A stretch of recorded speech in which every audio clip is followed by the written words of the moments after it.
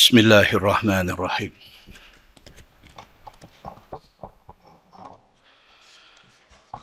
السلام عليكم ورحمة الله وبركاته.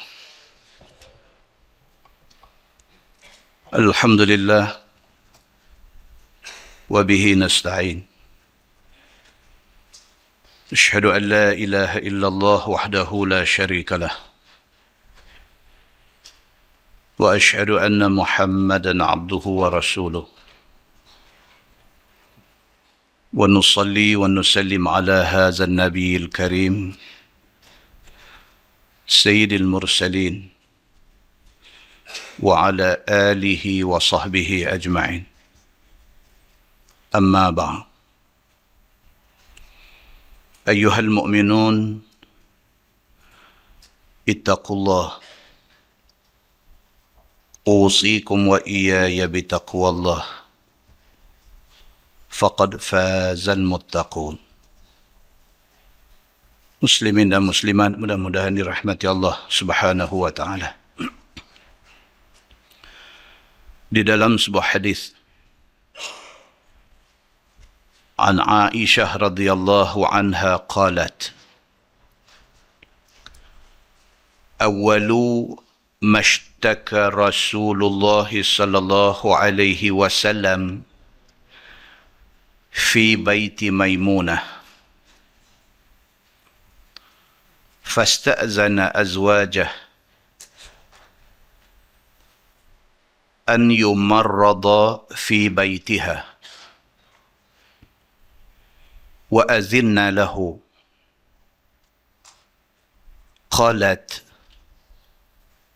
فخرج ويد له على الفضل بن عباس ويد له على رجل آخر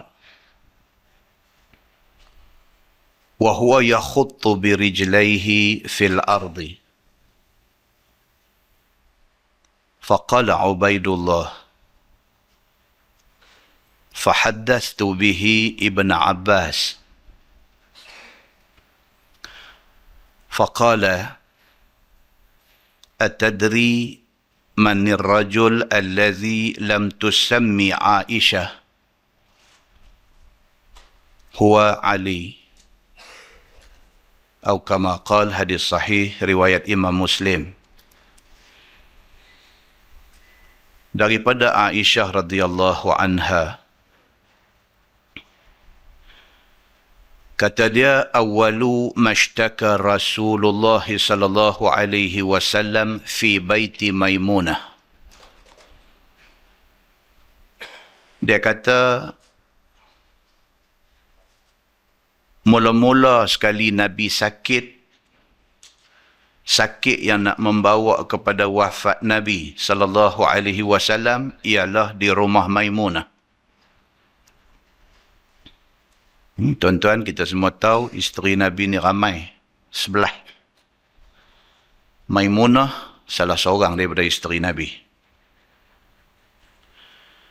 Nabi seumur hidup dia bukan tak biasa sakit. Nabi biasa sakit, cuma sakit Nabi sallallahu alaihi wasallam yang sebelum-sebelum tu sakit dan sembuh. Sakit dan baik. Tapi hadis yang kita baca pada malam ni, dia nak cerita sakit yang membawa kepada wafat Nabi sallallahu alaihi wasallam. Kata Aisyah, dia kata Nabi sallallahu alaihi wasallam mula-mula ishtaka. Ishtaka maksud mengadu sakit. Tu ishtaka. Mula-mula Nabi mengadu sakit. Sakit yang nak membawa kepada wafat ini ialah waktu Nabi bermalam di rumah isteri yang bernama Maimunah. Oleh kerana Nabi SAW ni dia seorang Nabi, jadi dia tahu sakit tu sakit macam mana. Nabi tahu sakit ni sakit hak nak bawa wafat. Fasta'zana azwajah an yumarrada fi baitiha. Maka Nabi SAW dia minta izin daripada isteri-isteri hak lain, minta untuk Nabi nak duduk sakit di rumah Aisyah. Sakit nak wafat ini sakit yang berpanjangan. Jadi Nabi SAW minta kepada isteri-isteri hak lain, Nabi kata boleh tak bagi izin dalam tempoh masa sakit ni, Nabi kata dia nak duduk di rumah Aisyah. Wa azinna lahu. Hadis tu kata maka isteri-isteri hak lain bagi izin. Qalat, kata Aisyah, fa kharaja. Walaupun Nabi SAW sakit, tapi Nabi masih lagi keluar rumah semayang di masjid. Fa kharaja maksudnya keluar daripada rumah nak pergi masjid. Masjid hak Raudah hari ni. Kalau kita pergi Madinah, Raudah itu masjid asal. Rumah Aisyah hak makam Nabi hari ni. Jadi tepi ajalah. Dalam keadaan Nabi SAW sakit itu, Aisyah kata, fa kharaja, Nabi masih lagi keluar nak pergi semayang di masjid. Wa yadun lahu ala al-Fadl bin Abbas. Nabi keluar dalam keadaan berpapah. Sebelah tangan Nabi di atas bahu Al-Fadl bin Al-Abbas. Al-Fadl ini anak kepada Abbas. Abbas ni pak penakan Nabi. Maknanya Al-Fadl ini sepupu Nabi. Jadi ini penting tuan-tuan. Yang kata Al-Fadl bin Abbas ini penting. Pentingnya apa? Masa Nabi sakit pun, dia nama tertulis dalam hadis sebagai orang yang dipilih oleh Nabi untuk papah Nabi keluar. Dan kalau kita baca hadis tentang pengkebumian Nabi SAW, dia salah seorang yang duduk dalam liang sambut jenazah Nabi. Orang-orang yang terpilih, yang disebut nama oleh Nabi, yang terpilih ini semua orang rapat dan orang penting. Aisyah kata, dalam keadaan sakit itu, fa kharaja, Nabi SAW keluar nak pergi semayang, wa yadun lahu alal Fadl ibn Abbas. Nabi keluar dalam keadaan sebelah tangan duk bergantung di bahu Al-Fadl bin Abbas, sepupu dia. Wa yadun lahu ala rajulin akhar. Sebelah tangan lagi duk papah, duk bergantung di satu laki-laki lain. Aisyah kata macam tu. Wa huwa yakhuttu bi rijlaihi fil ardi. Hal keadaan Nabi ketika dipapah itu, kaki Nabi ni terseret. Nah, abang tu Nabi ni nak berjalan pun tak larat. Kiri kanan dipapah, kaki nak melangkah tak boleh. Maka dalam hadis kata, wa huwa yakhuttu bi rijlaihi fil ardi. Dua-dua kaki Nabi itu terseret di atas tanah. Faqala Ubaidullah, fahaddastu bihi Ibn Abbas. Ubaidullah, salah seorang daripada rawi hadis ini, dia kata dia cerita hadis Aisyah ini kepada Ibn Abbas, kepada Abdullah bin Abbas, satu sahabat Nabi hak lain. Dia cerita kata Aisyah bagi tahu kata Nabi sakit, dalam sakit tu Nabi pergi semayang di masjid, Nabi keluar dalam keadaan dipapah oleh dua orang, seorang Al-Fadl bin Abbas dan seorang lagi Aisyah tak sebut siapa. Faqala, kata Ibnu Abbas yang dengar cerita ni daripada Ubaidillah, dia kata atadri manir rajul allazi lam tusammi Aisyah. Dia kata hang tahu tak hak seorang lagi yang papah Nabi ni dua orang, seorang Al-Fadl bin Abbas, hak seorang lagi Aisyah kata dan satu laki-laki. Hang tahu tak satu laki-laki tu siapa? Huwa Ali. Kata Abdullah bin Abbas, dia kata hak seorang lagi itu ialah Sayyidina Ali bin Abi Talib. Muslimin dan muslimat yang dirahmati Allah sekalian. Kalau kita tengok dalam hadis yang menceritakan tentang pengkebumian Nabi, Ali juga ada dalam liang sambut jenazah Nabi SAW. Hadis-hadis inilah yang diambil hujah oleh golongan Syiah.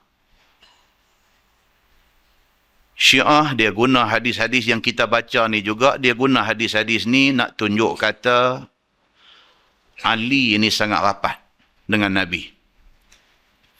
Sehingga kan Nabi apabila wafat dia, Ali yang menguruskan jenazah dia. Daripada awal, sampai mandi, sampai kafan, sampai pergi ke liang lahat, sampai sambut jenazah, boh dalam liang, Ali buat. Maka Syiah dia menggunakan fakta sejarah ini. Dia guna fakta sejarah ini, dia nak tunjuk, dia nak highlight, kata Ali ni yang patut ganti Nabi. Dia pikut tu.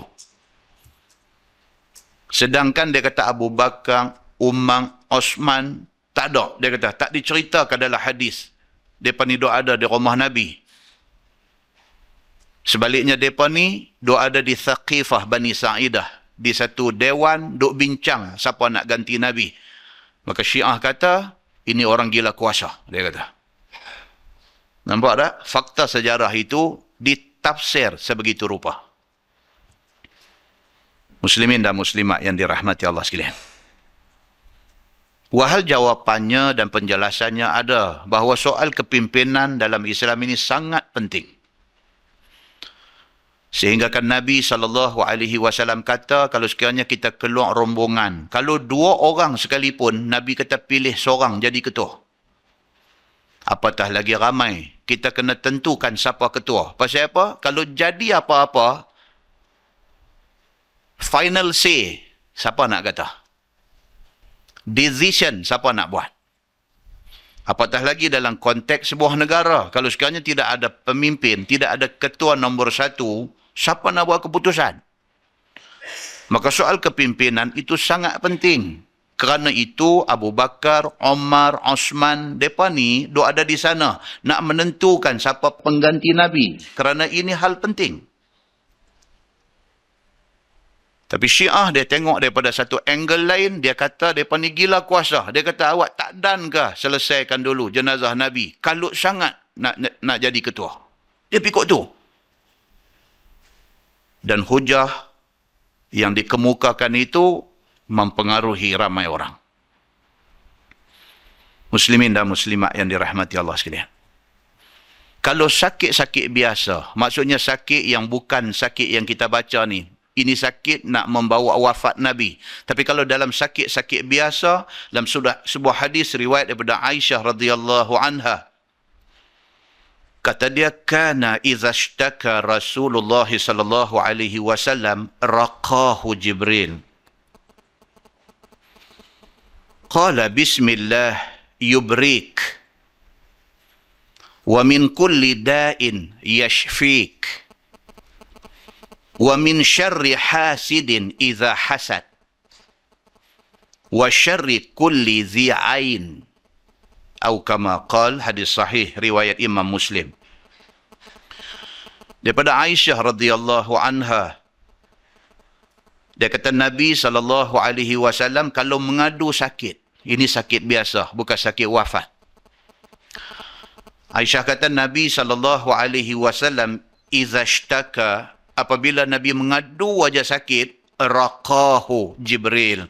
Jibril akan mai dandan dan ruqyah Nabi. Ruqyah ni kalau terjemah cara kita maksudnya jampi. Tapi ruqyah ini bukan jampi. Ruqyah ini bacaan tertentu yang diajar Allah kepada Jibril dan kepada Nabi sallallahu alaihi wasallam. Kalau dalam keadaan biasa, dalam keadaan sakit biasa, Nabi apabila dia mengadu aja kata sakit, Jibril sampai. Dan Jibril sampai itu raqahu Jibril. Jibril meruqyah Nabi. Dia membaca. Di antara yang dibaca oleh Jibril, dia kata bismillahi yubrik. Dengan nama Allah, Tuhan yang mencipta engkau wahai Muhammad. Wa min kulli da'in yashfik. Dengan nama Allah, Tuhan yang segala penyakit, dia yang akan menyembuhkan kamu. Wa min syarri hasidin idza hasad. Dan dengan nama Allah Tuhan yang menyelamatkan kamu daripada hasad orang yang hasad. Wa syarri kulli dhi ain. Dan dengan nama Allah Tuhan yang menjaga kamu daripada jahat mata yang memandang. Ain maksudnya mata. Kalau ada buah nama Nur Aini, cahaya mataku. Ainun maksudnya mata. Tapi bila digunakan perkataan ain itu, dia boleh membawa maksud pandangan jahat mata manusia.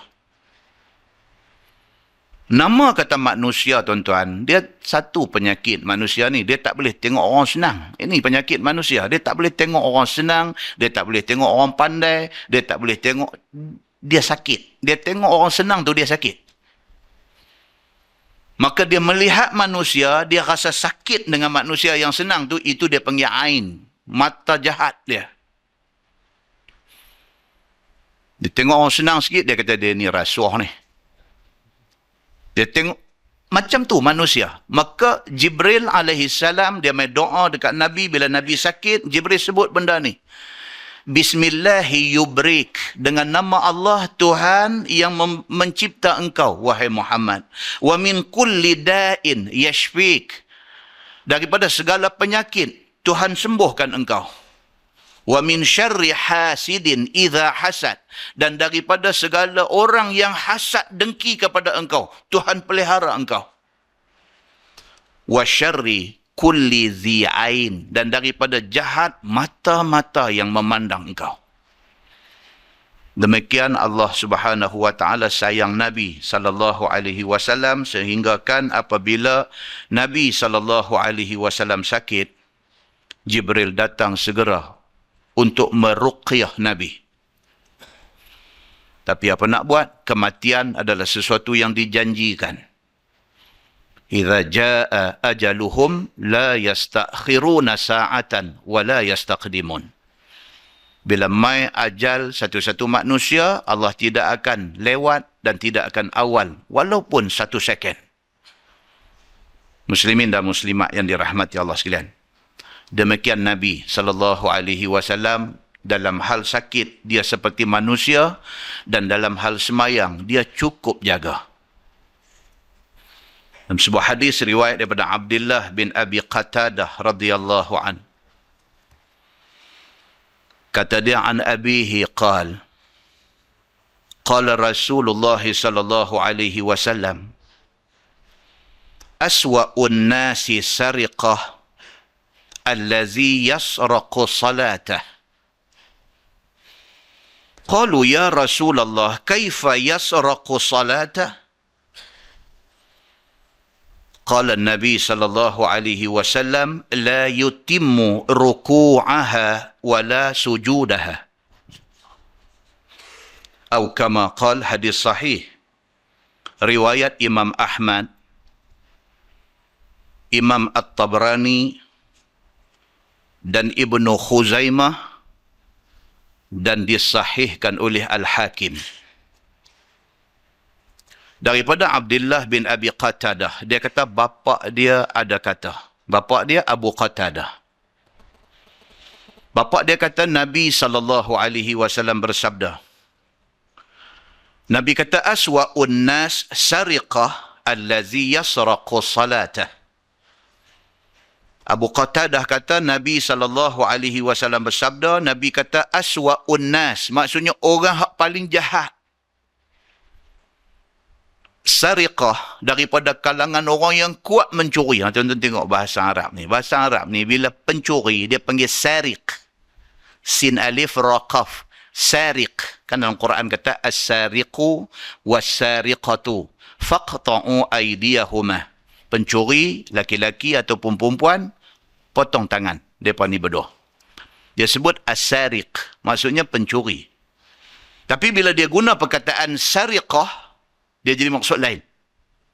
Pencuri juga, tapi sariqah maksudnya pencuri yang kuat mencuri. Dia jadi lagu tu pula. Kan? Macam kita guna perkataan kaki. Kalau satu orang tu rajin ponting kerja, Dia kata kaki tuang.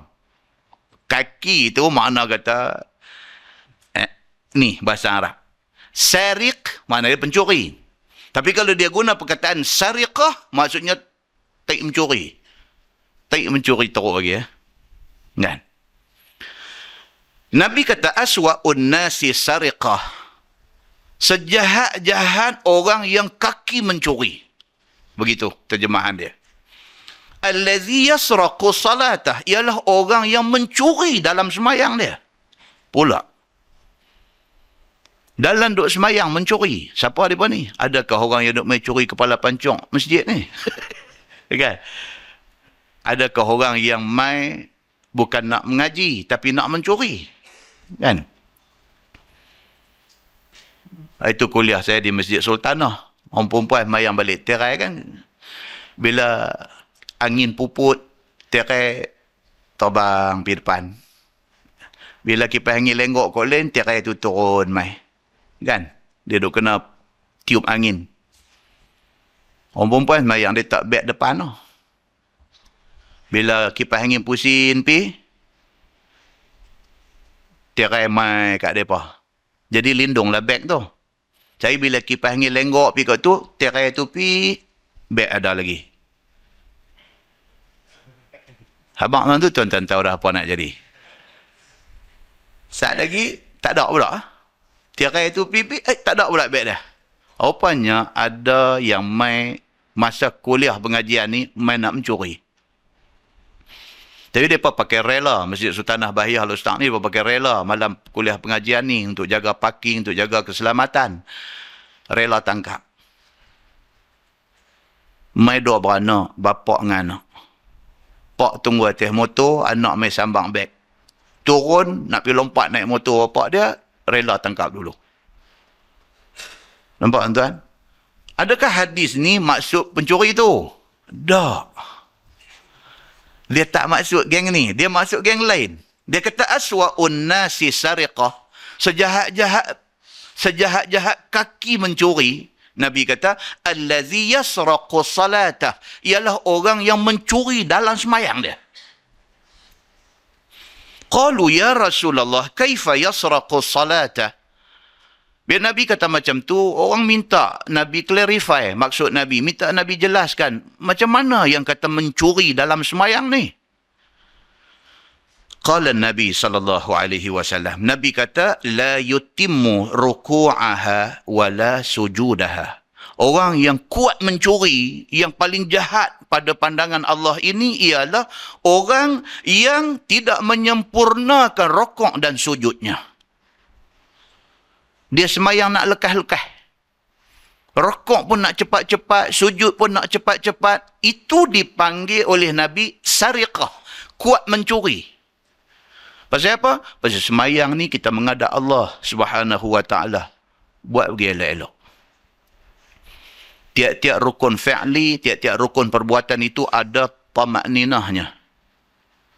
Kita rokok, ada tamakninah dia. Kita i'tidal, ada tamakninah dia. Kita sujud, ada tamakninahnya. Tamakninah ni maksud dia apa? Berhenti sah. Berhenti daripada sebarang pergerakan anggota. Sah. Sekurang-kurang kadar tamakninah itu ialah kita sebut subhanallah. Dengan sebutan tidak cepat dan tidak terlalu lambat. Kurang-kurang dia kena ada interval. Dia kena ada satu break. Sikit tu. Siapa yang tidak bagi hak sembahyang tamakninah itu, dia dianggap dalam hadis yang kita baca ni sebagai sariqah, sebagai orang yang kuat mencuri. Bahkan Nabi kata aswa'un nasi sariqah. Sejahat-jahat orang yang kuat mencuri ialah orang yang sembahyang tidak sempurna rokok dan tidak sempurna tamakninah di dalam sujudnya. Nabi SAW, dia bukan saja satu orang yang jaga sembahyang. Bahkan Nabi satu orang yang sangat sempurna sembahyangnya. Mudah-mudahan mukadimah itu memberi manfaat kepada kita, insyaAllah. Kita menggunakan Bahrul Mazi, jilid 4. Muka surat 80, muka surat 68. Muka surat 68, bab ma jaa fi salatin najmi. Itu bab yang datang pada menyatakan sajadah pada surah An-Najmi. Dalam surah An-Najmi ada satu ayat yang disuruh kita sujud sajadah. Ketahuilah saudaraku, di dalam surah An-Najmi itu ada sujud tilawah. Maka dalil yang menunjukkan atas yang demikian adalah hadis yang dikeluarkan oleh Imam At-Tirmizi. Kata dia, An Ibn Abbasin radhiyallahu anhu qala sajada Rasulullah sallallahu alaihi wasallam fiha, yani fi an-najm, wal muslimun wal musyrikun wal jin wal ins. Yang yang suspend dia bahagian ujung tu. Diriwayatkan daripada satu sahabat Nabi sallallahu alaihi wasallam, lagi sepupu Nabi sallallahu alaihi wasallam, nama dia Abdullah bin Abbas radhiyallahu anhuma. Dia ni abang kepada Al-Fadl yang kita baca hadis papah Nabi tadi. Dia kata hadis riwayat daripada Abdullah bin Abbas radhiyallahu anhuma. Katanya telah sujud Nabi sallallahu alaihi wasallam padanya, yakni pada surah An-Najm. Nabi bila baca surah An-Najm sampai tang ayat sajadah, Nabi sujud. Kata Abdullah bin Abbas radhiyallahu anhu, yakni pada firman Allah, fasjudu lillahi wa'budu, sampai tang ayat tu. Fasjudu lillahi wa'budu, iaitu ayat 62 surah An-Najm. Dengan segala orang Islam dan segala orang musyrikun dan juga segala jin dan segala manusia pula dah. Bila sampai tang ayat tu, ayat fasjudu lillahi wa'budu, bila sampai tang ayat 62 surah An-Najm, Nabi bila sampai Nabi sujud. Bila Nabi sujud, yang sujud bersama dengan Nabi itu ialah orang-orang Islam, sahabat Nabi, dan sujud juga bersama dengan Nabi orang kafir, musyrikin.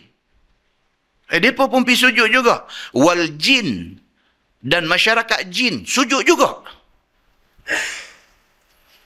Wan nas, dan juga manusia tak kira siapa pakat sujud belakang. Pasal apa jadi macam tu? Kata At-Tirmizi, daripada bab ini ada riwayat daripada Ibni Mas'ud dan Abi Hurairah, dan katanya lagi hadis itu hasan lagi sahih dan telah dikeluarkan dia oleh Bukhari dan Muslim di dalam sahih keduanya. Maknanya hadis ni cukup sahih. Dalam sahih Bukhari ada, dalam sahih Muslim pun ada. Kata Nabi bila baca surah An-Najm, bila sampai tang ayat 62, Nabi sujud. Bukan sahaja Nabi sujud, turut sujud bersama dengan Nabi orang Islam, turut sujud sama dengan Nabi orang kafir, turut sujud sama dengan Nabi jin dan sebagainya. Begitu. Masalah dia kata. Sujud sekalian kafir berserta dengan Nabi itu apa sebab? Ni dia nak bincang. Itu sebab tuan-tuan, kita bila kita baca hadis, misalnya, tak semua hadis kita baca kita faham. Sebab bahaya kita baca Quran ataupun kita baca hadis tanpa melihat kepada tafsir dan syarahnya. Bahaya. Bahaya pasal apa? Pasal kita tak tahu maksud sebenar. Bila tak tahu maksud sebenar, kita piduk mereka mengambil faham sendiri.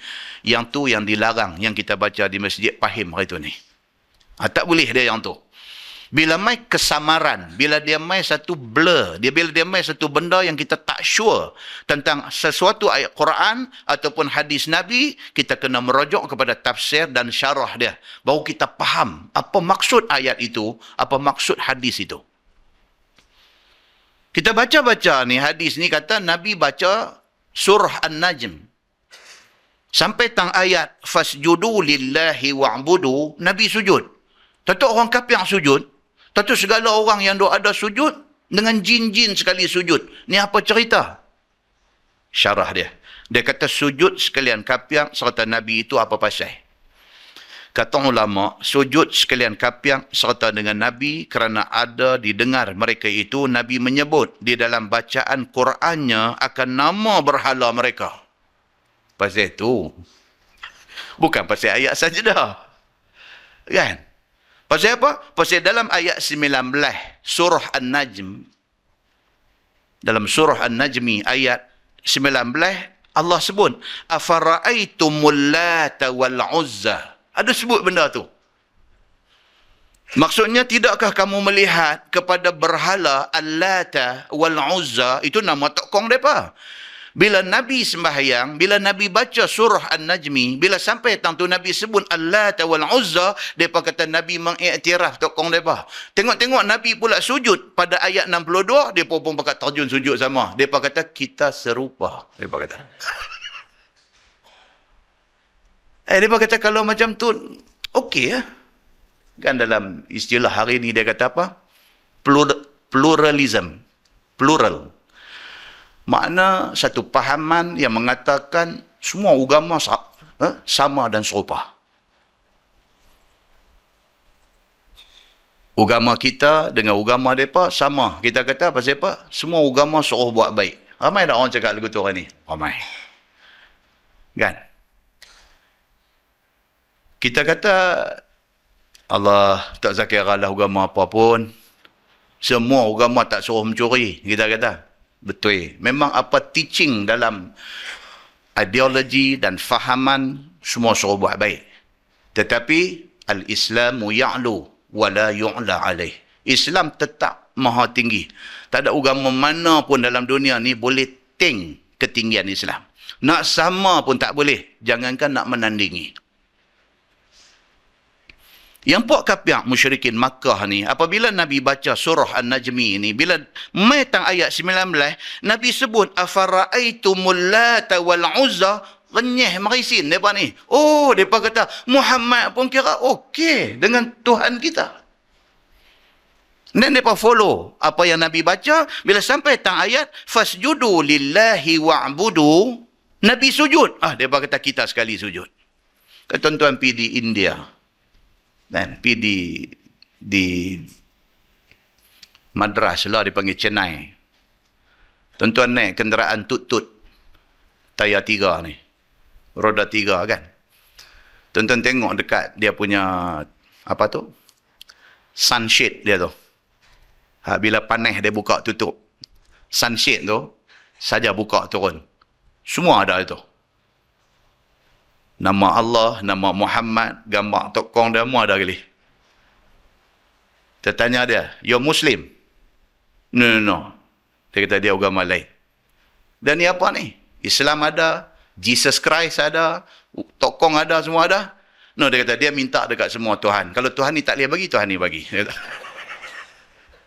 Ini bukan pluralism apa, bukan ini teruk ni. Kan? Dia gue semua sekali. Pasal dia bagi dia kata Tuhan pun serupa kita lah. Kadang-kadang dia pun kalut dengan kerja apakah dia tak dan, kita tengok Tuhan lain pula lah tolong. Janji kita ni mau mereka tolong. Tak kira Tuhan mana. Oh tak boleh. Islam, qul huwallahu ahad. Katakanlah wahai Muhammad, Allah tu satu aja. Kita tidak akan share dengan siapa-siapa. Muslimin dan muslimat yang dirahmati Allah sekalian. Maka penjelasan kepada hadis yang mengatakan apabila Nabi baca surah An-Najmi, Nabi sujud, diikuti sujud oleh orang-orang kafir ni, ini penjelasan dia. Pasal apa? Pasal mereka dengar dalam surah An-Najmi itu ada sebut Al-Lata wal-Uzza. Maka mereka syok. Bila metang ayat last Nabi sujud, mereka pun sujud sama. Mereka sujud itu bukan sujud sajadah. Tapi mereka sujud tu pasal seronok Nabi sebut nama Tuhan mereka di dalam bacaan tadi. Itu jawapan dia. Dan kata setengah ulama, sujud segala kapiang itu serta Nabi tidak kerana apa-apa. Bahkan tiba-tiba tersujud sahaja mereka dengan kehendak Allah Subhanahu wa taala oleh jabarut dan kebesaran Tuhan. Ini satu tafsiran lain. Dia kata yang mereka tu sujud tu pasal apa? Pasal Allah Tuhan Al-Jabbar. Al-Jabbar ni maksudnya Tuhan yang boleh memaksa orang. Al-Jabbar. Satu kumpulan ulama, dia kata yang orang kafir pergi sujud ni pasal apa? Pasal Allah, Tuhan Al-Jabbar. Tuhan yang boleh memaksa manusia. Allah pelekoh mereka ni, suruh sujud. Mereka bukan nak sujud. Dan mereka tak cadang pun nak sujud. Tapi Allah pada ketika itu memaksa mereka. Mereka sendirinya pergi sujud. Itu tafsiran yang kedua. Sehinggalah jadi sebagaimana terpaksa dan tidak sedarkan diri mereka itu, mereka sujud. Melainkan, ni dia mai satu cerita kita biasa baca hadis dia, melainkan ada seorang sahaja di kalangan kapiang itu, iaitu Umayyah bin Khalaf, yang tidak sujud disebabkan takaburnya. Umayyah bin Khalaf, dia seorang aja. Waktu semua orang sujud, dia tak sujud. Ini ada dalam riwayat Muslim, cerita tentang Umayyah bin Khalaf ini. Bahkan diambilnya segenggam tanah dan diletak ke dahinya. Jenis orang ego ni payah tuan-tuan. Orang ego ni dia nak minta sorry kat orang pun tak boleh. Orang ego. Dia dah buat satu salah, dia nak say sorry pun tak boleh. Pasal apa? Pasal ego. Dia mempertahankan ego dia. Walau apa jadi pun, dia tak akan say sorry kepada siapa-siapa. Ini orang ego. Apalah sangat kita nak pisau tangan sorry kepada orang yang kita buat salah. Umayyah bin Khalaf ini ikon kepada orang takabur. Dia menjadi ikon. Bila Nabi SAW baca surah An-Najmi, bila sampai ayat last, Nabi sujud dan diikuti sujud oleh semua orang, dia tak sujud. Dia cekak pasang segenggam, dia buah atas diri dia. Dia nak menunjukkan takabur dan egonya. Sehingga diambilnya segenggam tanah, dihantarkannya ke dahinya. Seraya berkata, padalah kepada aku begini. Tu ego lah tu. Aku nak letak di atas tanah kerana Muhammad punya bacaan ni no way. Dia kata, aku buat banyak ni pun dah cukup baik. Dia ambil bos sikit tanah di kepala dia. Sombongnya dia ni. Kata Imam Nawawi, Umayyah bin Khalaf itu satu orang Quraisy yang tertua di kalangan kaumnya. Dia ni, Umayyah bin Khalaf ni orang paling senior dalam masyarakat Quraisy. Pas itu dia ego. Manusia ni nak jadi ego ni, dia mesti ada pasal. Dia tak ada pasal, dia tak ego. Dia kaya, dia ego. Dia terkenal, dia ego. Dia pandai, dia ego. Dia segak, dia ego. Manusia ni, dia nak main ego ni, dia mesti ada pasal. Dia rentar, dia ego. Maka Umayyah bin Khalaf ni dia ego pasal itu. Pasal dia orang paling tua, paling senior dalam kalangan Quraisy pada masa itu. So dia kira apa pun, dialah reference kepada semua orang. Dia mau semua benda tanya dia, dia akan bagi tahu apa jawapan yang dia bagi tahu, kena ikut. Ini sikap Umayyah bin Khalaf. Maka kerana itu, dia tak mau sujud sama dengan orang lain, dia ambil tanah buh sikit di dahi dia. Dia kata, cukuplah aku buat macam ni pun dah cukup baik ni aku buat ni. Dan sesungguhnya, akhirnya Umayyah bin Khalaf itu mati dibunuh akan dia di dalam perang Badar. Dia di antara yang awal-awal mati. Kalau kita baca sejarah perang Badar, di antara tokoh Quraisy yang mati hak masa lawan one by one itu, ialah dia ni, Umayyah bin Khalaf. Dan mayat dia dicampak ke dalam qalib. Kalau dalam hadis Bukhari dan Muslim kata, mayat-mayat mereka yang mati lawan one by one ini, mayat mereka ini dicampak ke dalam qalib, ke dalam satu lubang besar yang digali di medan Badar. Buang macam mana buang bangkai menatang. Begitu. Hal keadaan Umayyah bin Khalaf ini sampai hari matinya, dia kafir, tidak pernah masuk Islam. Dan tiadalah dia pernah Islam sekali-kali. Itu dia. Masalah sujud segala kapiang itu, satu qaul mengatakan sebab tersalah mulut Nabi SAW memuji berhala. Adakah ini betul? Di kalangan cerdik pandai Islam sendiri pun kadang-kadang terkeluar juga satu dua pandangan yang tidak tepat. Benda ni bila kata pandangan, bila kata pendapat ni, dia tertakluk kepada betul atau tak betul. Macam tu. Maka di kalangan ulama Islam ni ada juga yang mengeluarkan satu pendapat. Mereka kata yang jadi orang kafir sujud apabila Nabi baca ayat akhir fasjudu lillahi wa'budu, bila Nabi sujud, kafir pun sujud tu, mereka kata benda tu berlaku kerana Nabi tersilap. Nabi sudah terpuji tokong mereka. Itu pandangan. Maka dia kata di sini, adakah betul pandangan itu? Betul kan Nabi pernah puji tokong orang kafir? Begitu. Kata Imam Nawawi rahimahullahu ta'ala dalam syarah Muslim, dan ada pun barang yang meriwayat akan dia oleh tukang-tukang riwayat. Nampak dia tulis? Dia sebut tukang-tukang riwayat. Maksudnya apa? Pengelipur lara. Ustaz-ustaz pun ramai hari ni jadi pengelipur lara. Duduk cerita kat orang lah benda tak ada dalam hadis. Duduk cerita, duduk kata hadis. Oh karut. Masyarakat dengar ni pula, ustaz kata. Ustaz kata ni kira kalau tak Quran hadis lah. Padahal itu cerita Alfu Lailah wa Lailah. Kalau dalam bahasa Melayunya, hikayat 1001 malam. Sama taraf dengan Malim Kundang. Dan juga Awang Sulung Merah Muda. Kan? Yang ni yang takut. Jadi duk jadi clash. Kadang-kadang dalam TV pun keluar. Kadang-kadang dalam TV pun kita tengok-tengok apa ke benda ni dia bawa main. Cerita dalam TV. Dengan title ustaz, pergi duk bawa cerita macam tu kan. Kita dengar pun dia nak sengai. Ish, kata. Buka hadis Sunan Tis'ah. Sunan Tis'ah ni Bukhari, Muslim, Abu Daud, Ibnu Majah, An-Nasai, At-Tirmizi. Buka lagi sampai Ad-Darimi, sampai Musnad Imam Ahmad. Tak ada cerita tu. Tapi dia berlegar-legar di kalangan masyarakat. Dan itulah bahayanya. Kita dah baca huraian panjang di Masjid Abdullah Fahim tentang bahayanya tukang-tukang karut ini. Kitab ni pun dia beritahu. Dia kata cerita hak kata Nabi pi puji tokong yang disembah oleh musyrikin Makkah ini adalah cerita yang direka oleh tukang-tukang riwayat. Dia kata. Bahawasanya sebab sujud segala kafir itu bersama dengan Nabi kerana berlakunya di atas lidah Nabi SAW telah memuji atas Tok Pek Kong musyrikin di dalam surah An-Najmi. Dia kata. Ni dia tulis ni. Tok Pek Kong. Tawaw Amzah Tok Paya Kak Wonga Pek Kong. Kononnya Nabi puji Tok Kong mereka. Maka ia itu tidak betul dan tiada sah ia padanya sesuatu. Itu dia. Syekh Idris Al-Marbawi ni dia dengan hadis dia sangat berpegang kuat.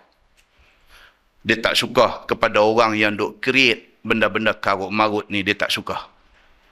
Maka dia tulis ni macam tu. Dia bagi terang. Dia kata ini cerita-cerita ini adalah cerita yang tidak betul. Dia kata. Dia petik ini kata-kata Imam Nawawi di dalam syarah Muslim.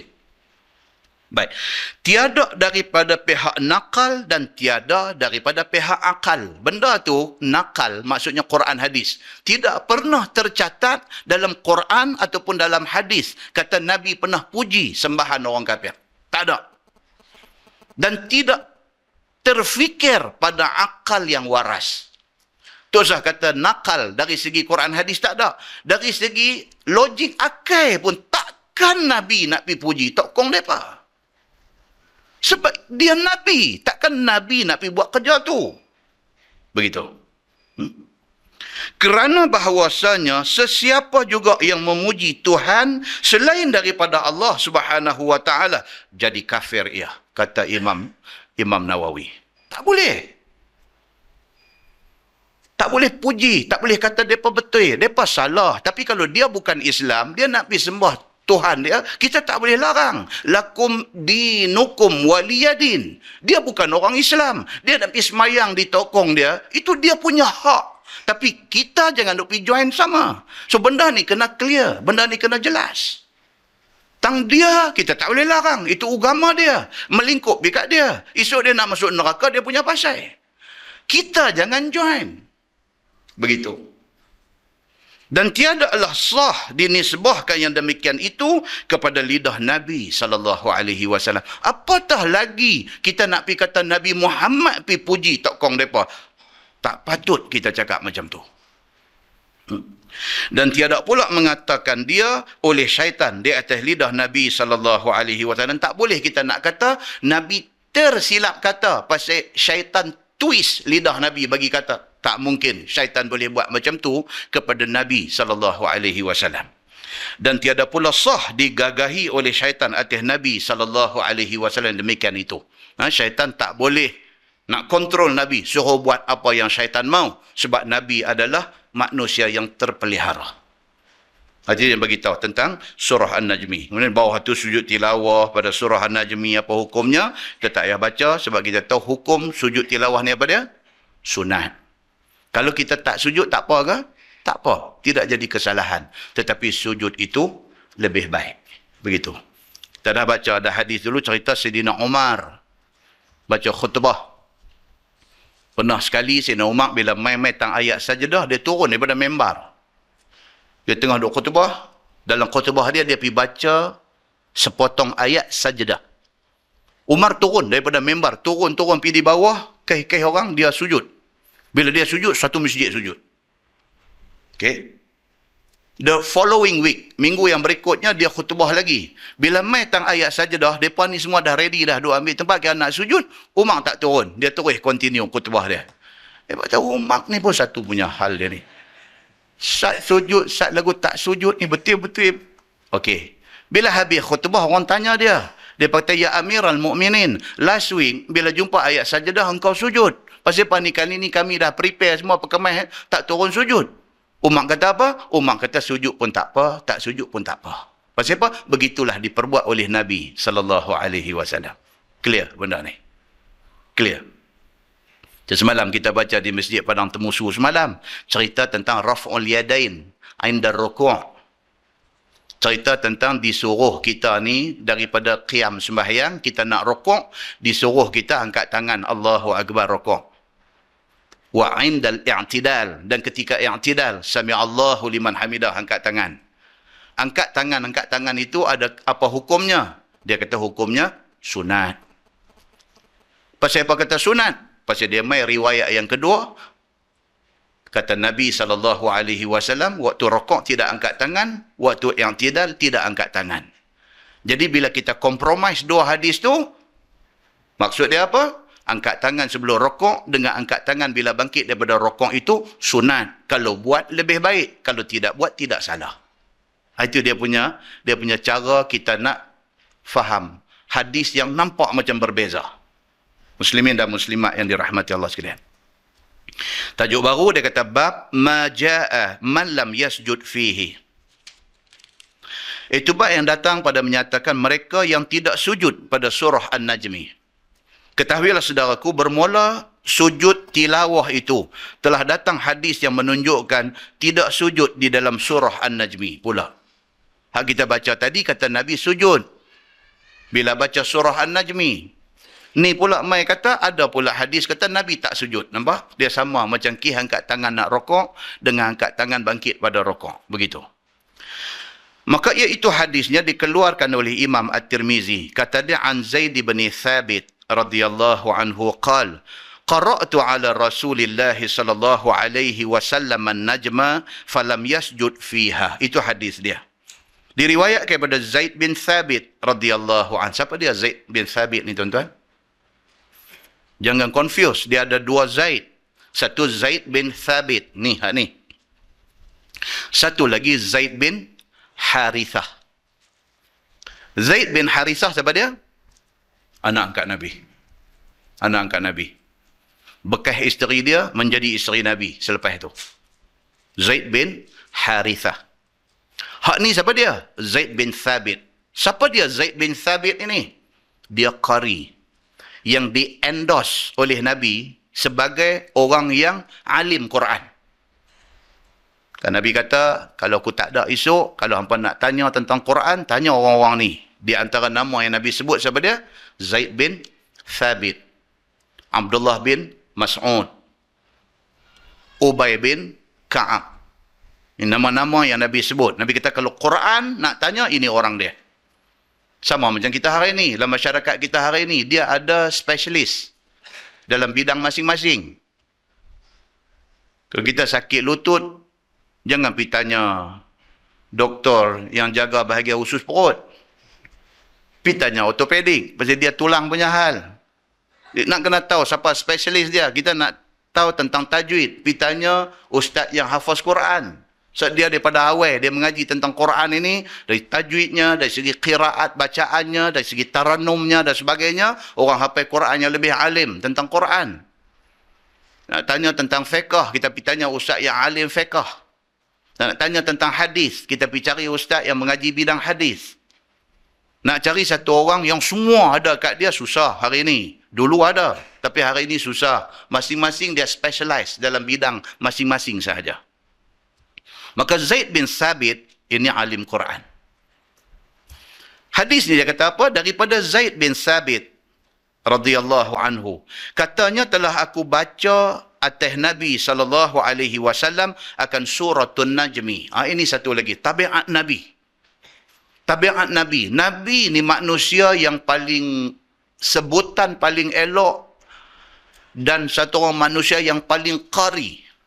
Tapi Nabi SAW sendiri, dia suka dengar sahabat yang qari baca. Ada beberapa orang yang menjadi pilihan Nabi SAW. Di antaranya Zaid bin Thabit. Nabi saja-saja boleh panggil dia, suruh dia baca Quran, Nabi dengar. Nabi boleh pejam mata dengar. Nabi biasa panggil satu sahabat baca. Bila sahabat tu baca, beralih-beralih tengok, air mata Nabi berlenang. Walaupun Nabi orang yang lebih alim, yang lebih qari, yang lebih wara', yang lebih faham tentang Quran, tetapi Nabi SAW sendiri, dia suka bagi sahabat-sahabat dia baca benda-benda ni. Muslimin dan muslimat yang dirahmati Allah. Macam kita pergi Masjid Nabawi. Tentang pergi Masjid Nabawi, saya cerita, bila kita pergi sampai ke Raudah tu, tengok belah kanan. Pintu hak mula tu dia panggil Babus Salam. Pintu kedua, pintu Abu Bakar. Okey. Pintu Abu Bakar dengan pintu lain semua, pintu Abu Bakar tu dia rendah. Dia rendah. Dia pergi umrah 5 kali dah tak wazan. Tak wazan. Dia rendah. Pasal apa? Di situlah rumah Sayyidina Abu Bakar As-Siddiq. Abu Bakar ada beberapa rumah. Ada yang dekat Quba, hari Nabi wafat, dia ada rumah sana. Dekat Quba, setempat nama Sunuh. Dekat dengan Masjid Nabawi ni, di situ. Sampai hari ni, dikekalkan rumah dia. Dia panggil Khawkhah dalam hadis. Dia sebut Khawkhah. Khawkhah ni maksud tingkap-tingkap. Tingkap, window. Abu Bakar baca Quran di situ, satu perempuan Yahudi dengan anak dia lalu berhenti dengar bacaan Abu Bakar As-Siddiq. Abu Bakar bukan qari seumpama Zaid bin Sabit. Tapi bacaan orang yang ikhlas ni, dia lain tuan-tuan. Walaupun tidak ada lagu, tapi dia boleh genggam jantung orang yang dengar ni. Dia bukan qari, dia bukan baca dengan taranum yang hebat, tak. Tapi bacaan dia tu, dia cucuk main hati orang yang dengar ni. Itu beza dia. Muslimin dan muslimat yang dirahmati Allah sekalian. Semalam kita baca hadis. Cerita tentang satu sahabat. Mai tanya satu sahabat yang lain tentang bacaan. Ni nak sebut Asin ataupun nak sebut Yasin.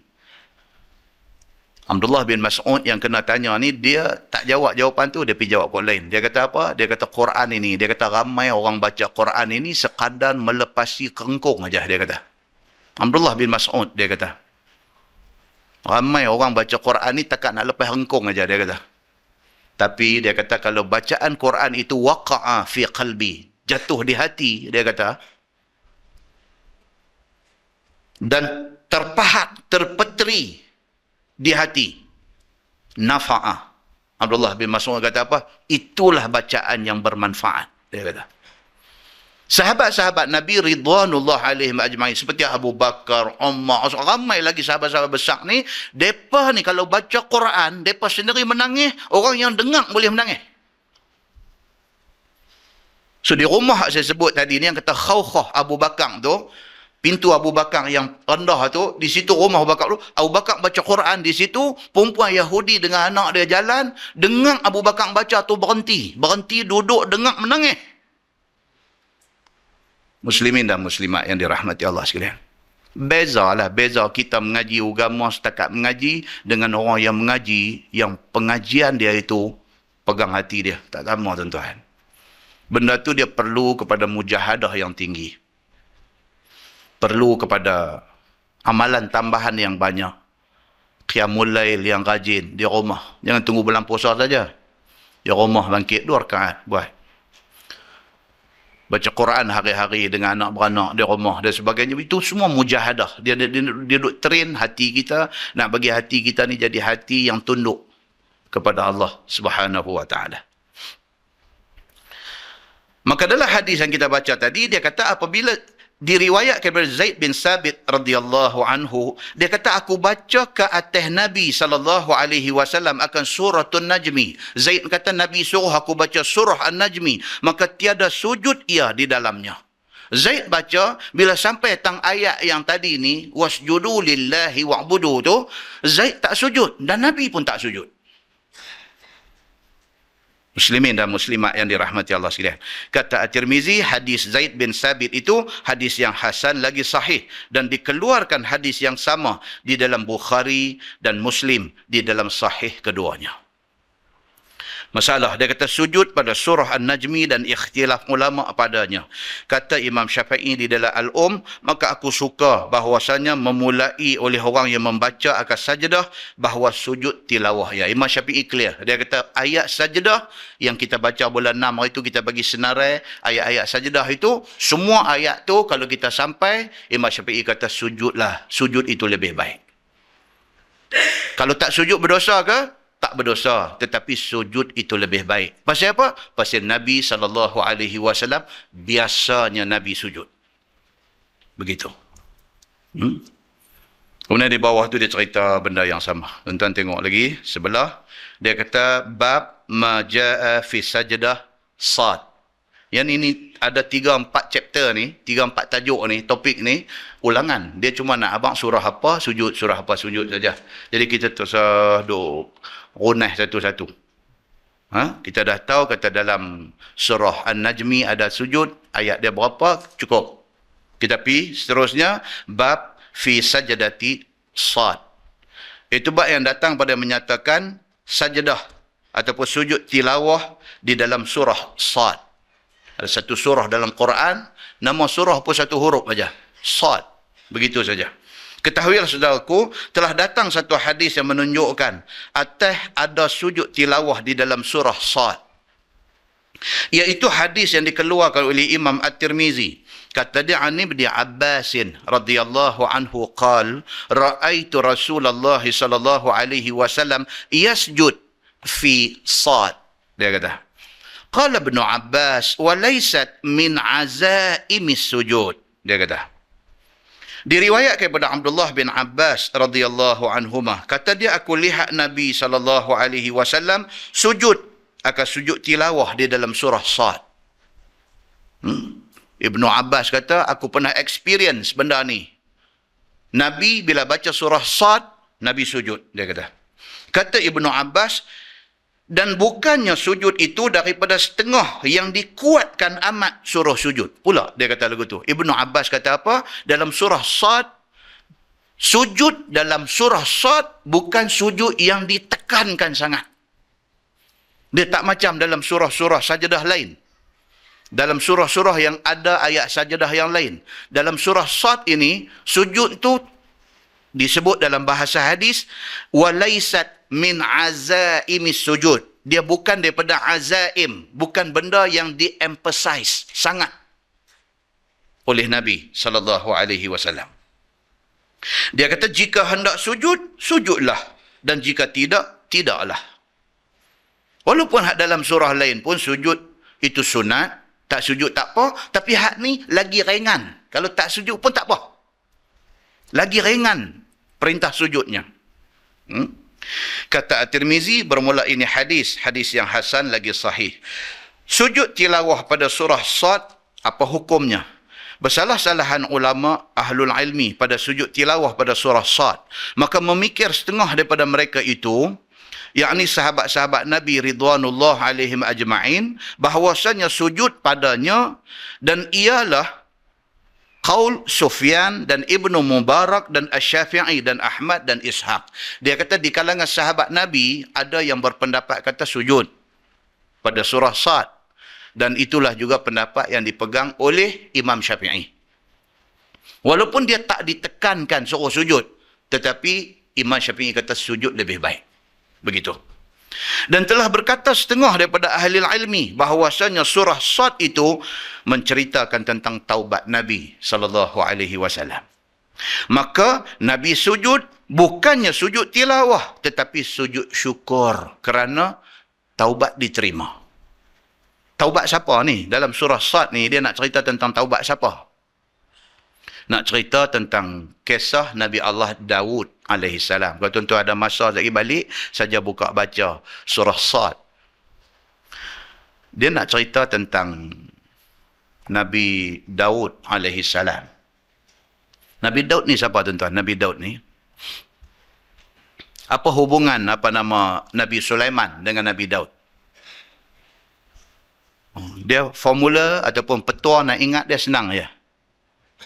Ingat Menteri Sarawak jadi Menteri Pendidikan dulu, nama apa? Nama Sulaiman Daud. Senang. Jadi maksudnya apa? Nabi Sulaiman dengan Nabi Daud ni, Nabi Sulaiman anak, Nabi Daud pak. Senang. Paling bila tak bagi formula tu kita nanti keliru. Orang tanya Nabi Sulaiman dengan Nabi Daud ni apa hubungan mereka ni? Kita kata pasal lagu dua beranak. Siapa anak, siapa pak? Ustaz, Sulaiman anak ke Sulaiman pak? Jadi keliru. Ingat dekat Sulaiman Daud. Dr. Sulaiman Daud, Sarawak kan. Nama tu cantik dah. Pasal apa? Pasal Nabi Sulaiman anak Nabi Daud. Macam tu. Senang ya? Okey. Jadi apa cerita Nabi Sulaiman dengan Nabi Daud ni? Oh, mereka ni cerita panjang. Kalau kita baca dalam kisah mereka ni dua beranak terlibat di dalam pembinaan Masjidil Aqsa. Kan? Dahsyat ni, Nabi Sulaiman dengan Nabi Daud. Dua beranak ni terlibat dalam pembinaan Masjidil Aqsa. Masjid pertama dalam dunia ni masjid apa? Masjidil Haram. Itu adalah hadis. Bila orang tanya Nabi Muhammad SAW, apakah masjid yang pertama atas muka bumi? Nabi Muhammad kata, Masjidil Haram. Bila orang tanya Nabi, apakah masjid yang kedua selepas Masjidil Haram? Nabi kata, Al-Masjidil Aqsa. Ataupun hari ini disebut Baitul Maqdis, ataupun disebut Al-Quds. Al-Quds. Qaf dal sin tu daripada Maqdis, Kudus, suci. Al-Quds disebut. So, kita tengok dalam sebuah hadis riwayat daripada Abdullah bin Amru bin Al-As. Dia kata anin Nabi SAW qal, lamma faragha Sulaiman bin Daud min bina'i Baitul Maqdis sa'ala Allah thalathan hukman yusadifu hukmah wa mulkan la yanbaghi li ahadin min ba'dih wa alla ya'ti hadha al-masjid ahadun la yuridu illa as-salah fihi illa kharaja min dhunubihi kayawmi waladathu ummuh. Faqala an-nabi sallallahu alaihi wasallam amma ithnatani faqad u'tiyahuma wa arju an yakuna qad u'tiya ath-thalithah atau kama qala hadis sahih riwayat Ibnu Majah. Abdullah bin Amru bin Al-As dia kata Nabi SAW bersabda, Nabi habaq kat sahabat-sahabat ni, Nabi kata lamma faragha Sulaiman bin Daud min bina'i Baitul Maqdis, apabila Nabi Sulaiman bin Nabi Daud selesai membina Baitul Maqdis. Depa dua beranak ni bina. Sa'alallaha thalathan. Nabi Sulaiman minta dekat Tuhan 3 benda. Lepas siap bina Baitul Maqdis, Nabi Sulaiman minta dekat Tuhan 3 perkara. Yang pertama, dia minta hukman yusadifu hukmah. Nabi Sulaiman minta dekat Allah supaya Allah bagi dekat dia kuasa seumpama kuasa Allah. Nabi Sulaiman ni, dia minta yang tu. Dia minta dekat Allah supaya Allah bagi dekat dia hukman yusadifu hukmah. Bagi dekat dia satu kuasa hukum seumpama kuasa Allah. Dia dapat tak tuan-tuan? Dapat. Nabi Sulaiman satu-satunya Nabi yang boleh kontrol semua. Bukan kata menatang, bukan angin dia boleh kontrol. Itu dah nampak macam cukup power. Dia tidak jadi Allah, dia tidak dapat kuasa macam Allah, tapi seumpama. Dia minta dan Allah makbulkan. Wa mulkan la yanbaghi li ahadin min ba'dih, dan dia minta dekat Allah supaya Allah bagi dekat dia satu mulkan, satu kerajaan yang tidak akan ada satu pun kerajaan seumpama kerajaan dia. Dia minta dekat Tuhan macam tu. Dia minta, Nabi Sulaiman minta dekat Allah bagi dekat dia satu kerajaan yang tidak akan ada dalam mana-mana tamadun manusia yang mempunyai kerajaan sekuat dia. Dia dapat tak tuan-tuan? Dia dapat. Wa alla ya'ti hadzal masjid ahadun la yuridu illa as-salata fihi illa kharaja min dhunubihi ka yaumi waladathu ummu. Hak ni yang penting. Dia minta, Nabi Sulaiman minta kepada Allah Subhanahu wa taala supaya masjid hak dia bina ni, Masjid Aqsa yang dia bina ni, siapa kemudian hari esok sampai ke kita hari ni, siapa yang pi ke situ dengan niat nak semayang dalam tu, jadi kalau orang itu illa kharaja min dhunubihi ka yaumi waladathu ummuh, jadikan orang itu bersih daripada dosa seperti mana hari dia beranak keluar daripada perut mak dia.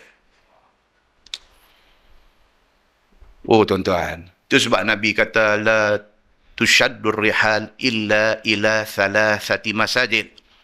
Tidak disuruh kita ni bersusah payah nak makan angin, melainkan kalau nak pi makan angin, nak pi berjalan ke 3 masjid. Apa dia?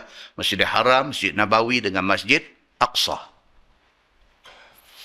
Masjid Haram kita sampai dah, Masjid Nabawi kita sampai dah. Masjid Aqsa ni mau ada simpan dalam hati. Aku nak pi satu hari. Pasal apa? Pasal Nabi sebut. Nabi kata walau susah, walau payah, hang simpan satu ingat nak pi ke sana. Dia mai pula hadis ni apa? Nabi Sulaiman dan juga Nabi Daud, dua-dua beranak ni, selepas selesai dia membina Masjidil Aqsa, dia minta kepada Allah 3 benda. Dia minta yang pertama apa dia? Dia minta bagi dekat dia kuasa seumpama kuasa Allah. Dia minta bagi dekat dia satu kerajaan yang tidak akan ada satu kerajaan seumpama kerajaan yang dia miliki selepas daripada zaman dia. Dan yang ketiga, dia minta kepada Allah, siapa juga yang mai pijak kaki di Masjid Aqsa dengan niat nak semayang dalam masjid tu, jadikan dia bersih daripada dosa ka yaumi waladathu ummuh, seperti mana dia hari mula beranak keluar pada perut mak.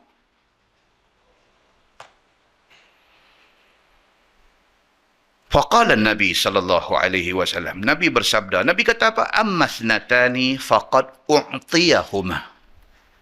Nabi kata 2 hak mula hampa semua dah tengok, Allah bagi dah kat dia. Dia minta kuasa seumpama, Allah bagi. Dia minta kerajaan kuat, Allah bagi.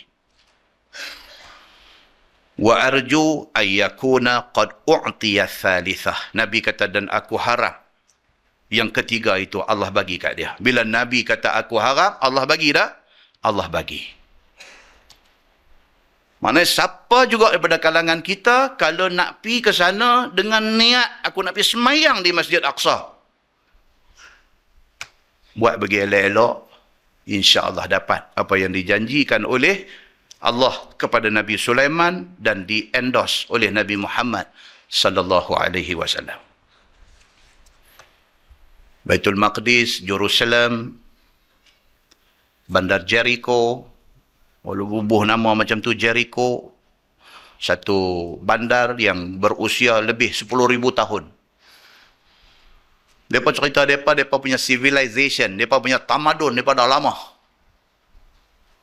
Tapi sana kita boleh tengok ni, cerita dalam surah Sad, cerita tentang apa? Tentang Nabi Daud. Makam Nabi Daud ada di sana. Kita duk baca cerita tentang Nabi Musa dengan Fir'aun, dengan macam-macam cerita. Makam Nabi Musa ada di sana. Kita duk baca cerita tentang Nabi Allah Isa alaihi salam. Nabi Isa dilahirkan di sana. Terbaca cerita tentang Nabi Allah Ibrahim alaihi salam, makam Nabi Ibrahim ada di Hebron. Terbaca cerita tentang Nabi Ishaq, Nabi Yaqub, Nabi Yusuf, Nabi Yunus, semua ada di sana. Dalam Quran Tuhan kata apa? Subhanallazi asra bi'abdihi lailan minal masjidil harami ilal masjidil aqsa allazi barakna haulah. Maha suci Allah, Tuhan yang jalankan Nabi Muhammad daripada Masjidil Haram sampai ke Masjidil Aqsa. Yang Masjidil Aqsa itu allazi barakna haulah. Allah berkati kawasan surrounding dia, kawasan sekitarnya diberkati Allah Subhanahu wa taala. Linnuriyahu min ayatina. Kami buat benda ni supaya kami boleh tunjukkan kepada manusia tanda-tanda kekuasaan kami. That's why kita nak kena pergi, nak kena sampai di sana, nak kena tengok sendiri dengan mata kita apa yang disebut oleh Allah Subhanahu wa taala. Muslimin dan muslimat yang dirahmati Allah sekalian. Maka dalam surah Sad yang menjadi salah satu surah yang ada ayat sajadah ini, dia cerita tentang Nabi Allah Daud alaihi salam. Nabi Allah Daud alaihi salam bapa kepada Nabi Sulaiman alaihi salam. Depan ni dua beranak. Maka dalam hadis yang kita baca tadi an Uqbah bin Amir qultu ya Rasulullah. Bukan dia. Hadis yang kita baca tadi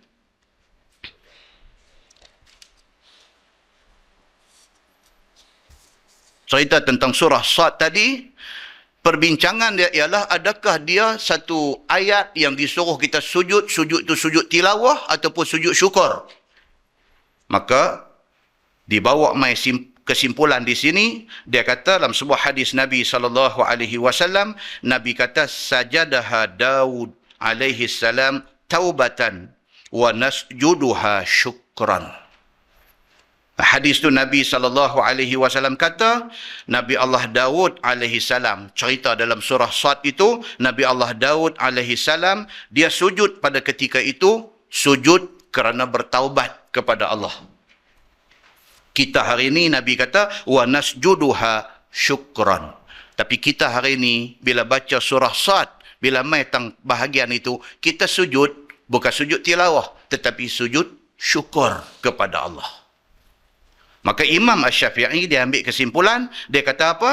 Sujud dalam surah Sad itu tidak begitu ditekankan, tetapi sujud itu lebih baik. Dan sujud itu boleh panggil sujud tilawah dan boleh panggil sujud syukur. Pasal dua-dua hadis membackup kedua-dua perbuatan itu. Kalau kata sujud tilawah pun ada hadis dia, kalau kata sujud syukur pun ada hadis dia. Begitu. Baik. Kemudian dia tulis di sana bawah sekali, sujud tilawah dan syaratnya. Kata Imam Nawawi di dalam syarah Muslim, dan ketahui olehmu bahawasanya disyaratkan bagi harus sujud tilawah dan sah sujud itu dengan beberapa syarat sembahyang sunat.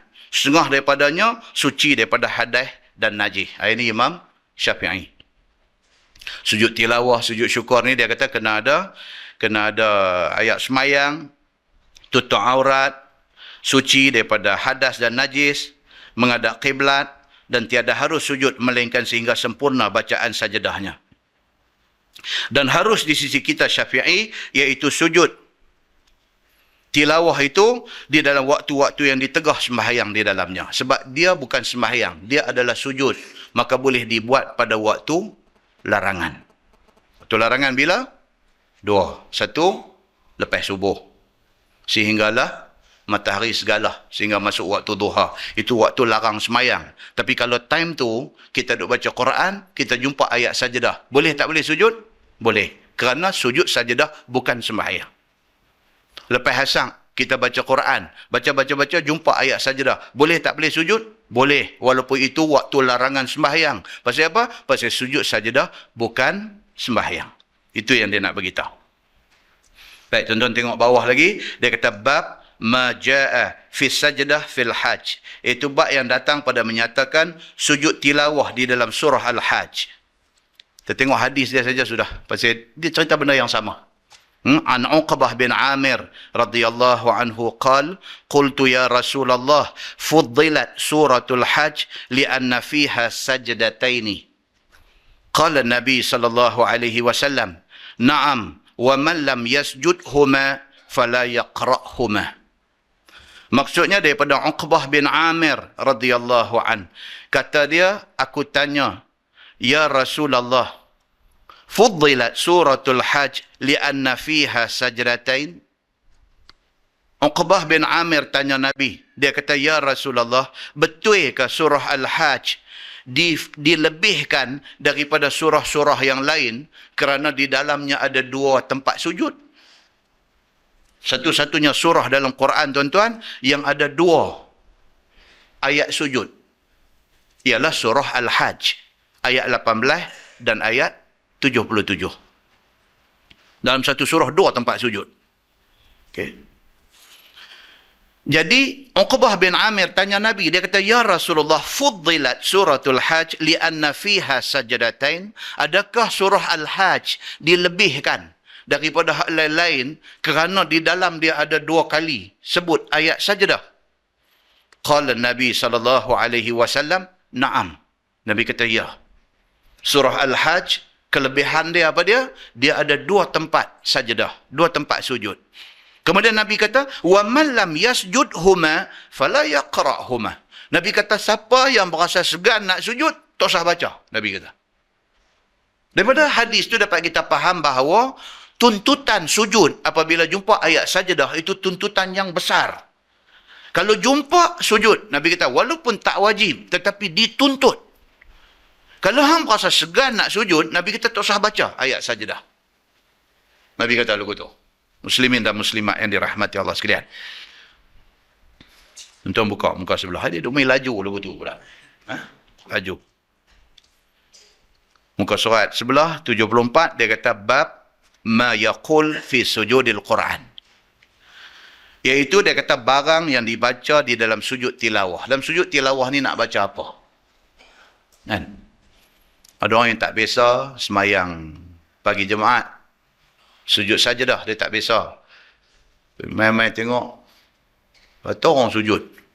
Ish, dia kata, Tok Imam, dia duduk, subhanallah, subhanallah, orang dia. Dia jangan buat pasal dengan tak biasa ni, dia boleh jadi macam-macam. Dia rasa dia, dia kata, awak satu masjid tak tegur ni, dia kata. Dia rasa dia sangat bertanggungjawab. Kan? Ramai tak ayat saja dah. Tok Imam Allah Akbar sujud. Dia ni duduk subhanallah. Subhanallah. Sampai 2-3 kali. Tengok semua orang pakai sujud. Keluar pakai kasut, start motor balik. Dia kata ni ada tak kena tentang mana ni. Dia kata, aku tak kena. Kan mereka tak kena. Takkan sampai satu masjid tak kena. Nampak gaya aku dah. Dia belah balik. Kan? Jadi kalau dia tak tahu kata cerita tentang hal sujud sajadah, manalah dia nak tahu bacaan apa waktu sujud sajadah. Hak tu lagi tak tahulah. Baik.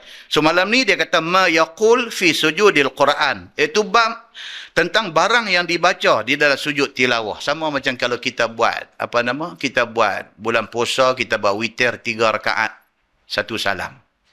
Kan? 3 rakaat 1 salam. Orang yang tak biasa memang jadi celaru. Jadi celaru. Bila mai lepas rakaat kedua, tu imam tak duduk tahiyat awal. Tu imam terus bangkit rakaat ketiga. Subhanallah pula. Ini dia nak kena tabuh betul dia. Dia tak tahu. Nampak? Lagi karut, kalau orang suruh dia jadi imam. Bila jadi imam, dekat nak mayang baru dia faham. Dia kata, Ustaz, kami di sini dah buat witir 3 rakaat terus. Kami tak buat 2+1. Kami buat 3 terus. Okey. Boleh, tak ada masalah. Dia naik-naik, dia buat tahiyat awal. Dia buat lagi celaru yang tu. Kan? Pasal apa? Pasal larangan tahiyat awal dalam sembahyang witir itu larangan yang keras daripada Nabi. Tak boleh buat tahiyat awal tu. Kan? Tapi bila tak tahu ni, dia apa pun boleh jadi dengan tak tahu ni. Kan? Kalau kita pergi negeri Arab, dia ikut tu imam. Dia tak ada abang apa. Kalau negeri Arab, dia tak abang apa. Dia berasa macam malam ni nak buat 3, dia buat 3. Dia berasa macam malam ni nak buat 2+1, dia buat 2+1. Tak ada, dia tak abang apa. Jadi kita belakang ni, kita niat tadi rakaatain. Tengok-tengok dia penerah 3. Lagu nak bangkit nak duduk, lagu nak bangkit, lagu nak duduk, lagu nak bangkit nak duduk. Pakai kasut balik terus. Itu sebab dalam mazhab Hambali, mazhab Ahmad bin Hanbal, dia tak ada masalah dari segi ubah niat bilangan rakaat. Tak ada masalah. So kita tak tahu imam niat apa, kita main. Dan kita tak tahu tempat tu buat macam mana. Sebab kita niat 2. Kita niat 2, tengok-tengok tu imam 3. Boleh tak boleh kita convert daripada 2 ke 3? Hambali kita boleh. Tak ada masalah apa. Kan? Sebab bila kita stick kepada satu mazhab saja, kita jadi masalah besar. Pasal apa? Pasal kita bergerak, berjalan satu dunia. Satu dunia bukan satu mazhab. Macam-macam mazhab tu ada. Jadi bila kita faham tentang kelapangan ini, tak ada masalah apa. Begitu. Nah, baik. Ma yaqulu fi sujudil Quran, iaitu barang yang dibaca dalam sujud tilawah. Ketahuilah saudaraku, bahawasanya bacaan ataupun doa dalam sujud tilawah itu telah datang ia beberapa macam doa. Dia bacaannya pun ada berbagai-bagai riwayat. Macam saya sebut semalam di masjid Padang Temusu, Sungai Petani. Kita kalau rokok, bacaan kita Subhana Rabbiyal Azim wa bihamdih. Yang tu kita daripada kenal huruf Quran, itulah yang orang ajak kita. Subhana Rabbiyal Azimi wa bihamdih. Tengok-tengok balik. Hadis yang lebih kuat kata baca Subhana Rabbiyal Azim. Dekat tu aja. Ada tak ada hadis yang kata Subhana Rabbiyal Azim wa bihamdih? Ada. Baik, nak baca Subhana Rabbiyal Azim saja ataupun nak baca Subhana Rabbiyal Azim wa bihamdi, adakah jadi masalah? Tak jadi masalah. Dua-dua pun betul. Dua-dua ada hadis dia. Dia mai pula jumpa lagi satu lagi berlain. Dia baca apa? Jumpa dalam hadis Muslim, hadis sahih, riwayat Imam Muslim. Nabi baca dalam rukuk dan dalam sujud. Nabi baca Subuhun Qudusun Rabbul Malaikati Warruh. Saya selalu sebut T tu bagi lambat. Pasal apa? Pasal sembahyang tarawih ni dengan Tok Bilal duk sebut Rabbul Malaikatu. Dari segi nahunya salah. Rabbul Malaikati. Tok Bilal pun Subuhun Qudusun Rabbuna wa Rabbul Malaikatu. Salah. Ikatu waruh, bukan malaikatu, malaikati. Baris dia. Jadi rupa-rupanya bacaan itu biasa dibaca oleh Nabi di dalam rukuk dan sujud. Bila Nabi rukuk, Nabi baca Subuhun Qudusun Rabbul Malaikati Warruh. Nabi baca macam tu. Dan bacaan itu juga sabit daripada hadis yang sahih, riwayat Imam Muslim. Jadi kalau kita ni cemuih hari-hari duk makan ikan pelotan aja, nak rasa lah yang pocik sekali, tak salah.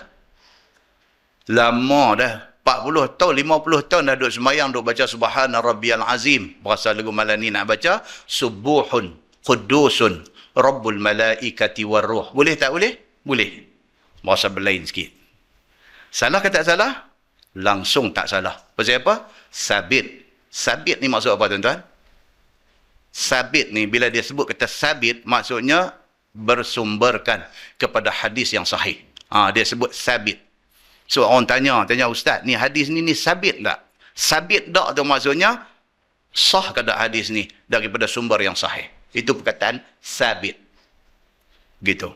Kalau dalam mahkamah pula dia kata sabit kesalahan pula. Yang tu satu pasal je pula yang tu. Kan? Sabit. Baik. Jadi dia kata apa? Sembahyang sujud tilawah juga ada macam-macam bacaan, dia kata. Dengan kerana bermacam-macam riwayat hadis. Ada macam-macam riwayat. Kadang-kadang Nabi baca lagu ni, kadang-kadang Nabi baca lagu ni. Sama macam i'tidal kan? Sami'allahu liman hamidah Rabbana lakal ham. Satu riwayat. Rabbana walakal ham. Satu riwayat. Allahumma Rabbana lakal ham. Satu riwayat. Allahumma Rabbana walakal ham. Satu riwayat. Empat cara sebut itu ada hadis dia. Jangan satu orang menyalahkan satu orang yang lain kerana kejahilan. Begitu. Nah, baik. So dia kata apa? Sujud tilawah juga ada macam-macam bacaan dan bermacam-macam amal Nabi SAW perbuat akan sujud tilawah itu. Setengah daripadanya hadis yang dikeluarkan oleh Imam At-Tirmizi. An Ibn Abbas radhiyallahu anhu qala jaa rajul ila Nabi sallallahu alaihi wasallam faqala ya Rasulullah inni ra'aituni al-lailah wa ana naim ka'anni usalli khalfa syajarah fasajadtu fasajadati syajarah li sujudi. Yang ni saya dah baca dalam mukadimah bila dulu ni. Maksudnya apa? Diriwayatkan daripada Abdullah bin Abbas radhiyallahu anhuma. Katanya mai satu laki-laki kepada Nabi sallallahu alaihi wasallam kerana nak mengkhabarkan barang yang dilihat dalam mimpinya. Dia ni mimpi. Dia mai habaq dekat Nabi apa yang dia mimpi. Kata dia, ya Rasulullah, bahawasanya hamba telah melihat akan diri hamba pada satu malam padahal hamba tidur. Yang ni hamba lihat di dalam mimpi hamba, seolah-olahnya hamba semayang di belakang batang pokok. Dia cerita kat Nabi, dia kata malam tu saya tidur, saya mimpi. Saya mimpi, saya duduk semayang dekat satu padu pokok. Dia kata. Maka sujudlah hamba akan satu sujud tilawah. Maka sujud pula pokok kayu itu dengan sebab sujud hamba itu. Dia kata dalam mimpi itu, dia semayang dan dalam semayang tu dia baca ayat sajadah. Bila mai tang ayat sajadah, dia kata dia sujud. Dia sujud, tengok pokok sujud sekali, dia kata. Mimpi. Sambung hadis tu, dia kata fasami'tuha wa hiya taqul, dan saya dengar pokok itu berdoa. Dia kata dia sujud, dia tak baca apa, pokok duk baca, aku duk pasang telinga dengar dulu tu. Kacau kan? Kan? Macam kita baca tafsir di Parit Buntang, cerita tentang sahabat musafir, lepas tu pergi berkhemah di satu tempat tanpa pengetahuan mereka. Rupa-rupanya tempat yang mereka pergi berkhemah tu kubur. Mereka tak tahu. Mereka musafir sampai satu tempat, mereka tengok lapang elok, mereka pun penaik khemah, tidur di situ. Tak ada nak malam, dengar bunyi orang baca surah Al-Mulk. Duduk dalam khemah, duduk dengar bunyi orang duduk baca Tabarakallazi biyadihil mulk wa huwa ala kulli syai'in qadir. Duduk baca ayat tu sampai habis ayat 30. Jadi, apa cerita ni? Cek seorang-seorang tak ada siapa baca. Yang duk bunyi suara ni, suara siapa? Esok, pergi jumpa Nabi SAW. Balik ke Madinah, pergi jumpa Nabi SAW. Cerita dekat Nabi, ya Rasulullah, semalam ni kami berkemah di satu tempat. Satu dengar bunyi suara orang baca surah Al-Mulk. Baca Tabarakallazi biyadihil mulk. Apa yang kami pasti, bila cerah esok ni, rupanya kawasan tu kubur. Dia kata. Nabi jawab apa? Nabi kata, hiyal mani'ah. Nabi kata, itulah surah. Nabi kata, yang menjadi mani'ah, yang menjadi penghalang kepada orang yang membacanya semasa hidup daripada azab kubur. Ni kelebihan surah Al-Mulk. Dalam hadis lain, Nabi kata apa? Aku nak sangat. Waditu. Nabi guna perkataan waditu. Dalam bahasa Arab ni, waditu ni, aku mau sangat. Kalau boleh, tiap-tiap seorang daripada umat aku, surah Al-Mulk ada di dalam hati mereka. Maksudnya hafal. Namun siapa yang hafal surah Al-Mulk, dan dia mengulang baca surah itu tiap-tiap hari. Kalau Nabi dia baca sebelum tidur. Surah itu akan jadi lawyer dia di hari akhirat esok. Dia akan menjadi perisai, dia akan jadi pendinding, dan dia akan jadi penghalang orang tu daripada kena azab kubur. Itu yang kita baca dalam tafsir surah Al-Mulk, kita jumpa hadis itu. Benda yang macam tu. Sahabat ni pula apa? Dia tidur malam, mimpi, dia semayang, dia baca surah sajadah, semayang tepi satu pokok, bila mai tang sujud, dia sujud, tiba-tiba pokok tu sujud sama, tiba-tiba pokok tu baca satu doa.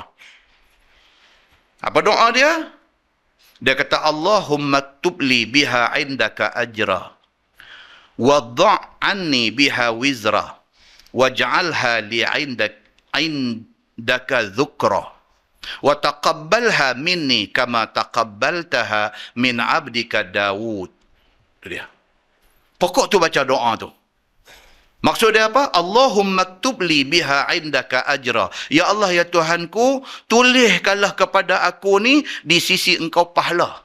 Pokok tu baca macam tu, dia duduk dengar. Dia Arab, sahabat Nabi ni Arab. Jadi bila pokok baca doa dalam bahasa Arab, dia ingat terus lah lagu kita lah. Kalau kita orang main cerita cakap Melayu, kita ingat terus lah. Tapi kalau main cerita Arab kat kita nganga lagu tu lah. Habis tak tahu apa kan.